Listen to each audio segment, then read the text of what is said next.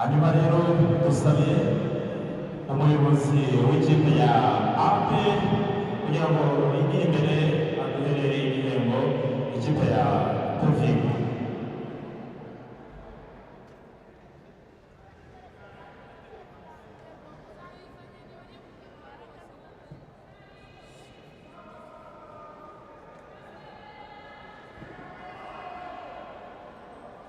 Murakoze cyane rero, murakoze cyane ikipe ya Tofik.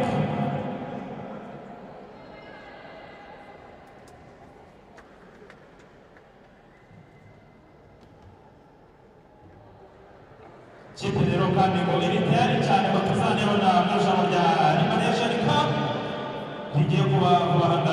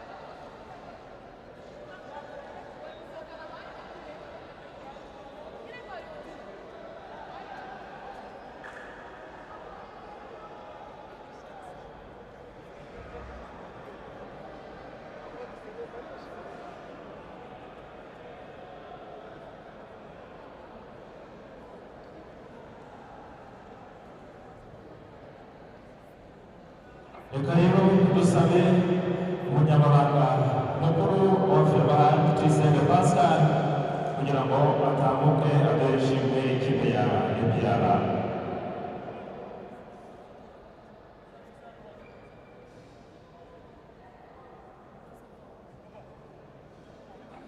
Team captain yakira rero ishimwe igihembo cy'umwanya wa kabiri.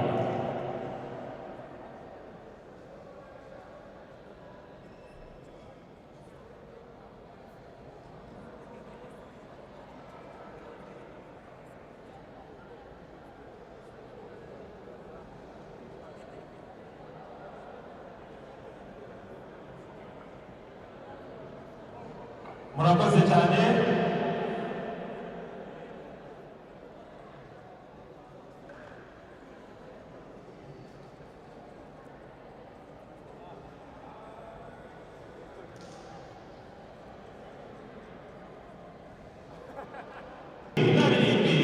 Congratulations once again, the 2026 Genocide Memorial Handball Tournament winners, Policy Handball Club.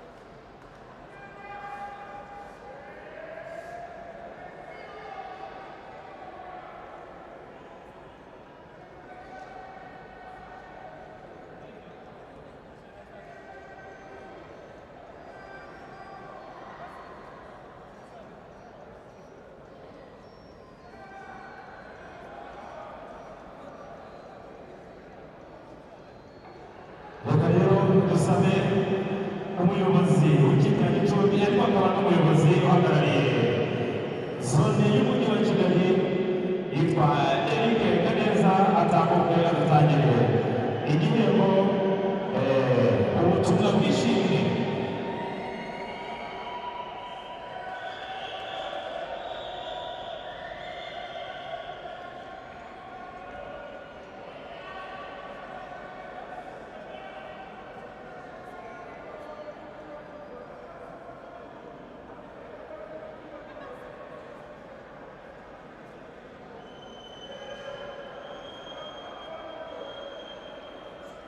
hanyuma rero ko hatangwa igikombe tugiye kubanza turebe MVP w'irushanwa ninde mukinnyi mwiza witwaye neza muri irushanwa rya 2026. The MVP award goes to number 14 of Policy Samuel Mazituwe.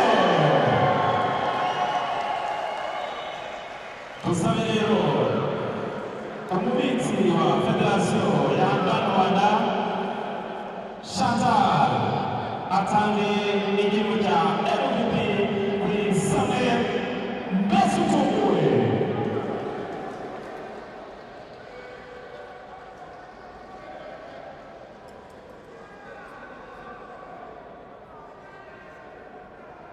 Arakoze cyane rero, reka dusabe kandi perezida wa Federasiyo ya Handball Rwanda Bwana Twahirwa atambuke amutangire igihembo ku ikipe ya Police Handball Club.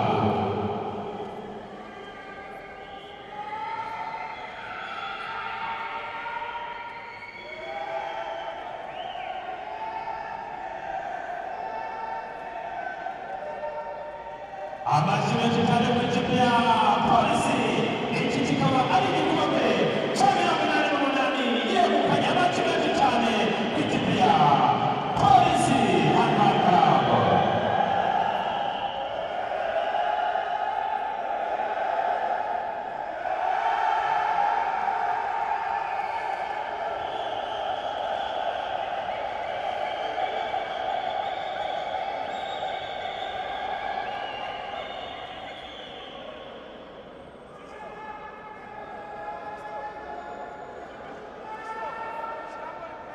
Dufata rero ifoto.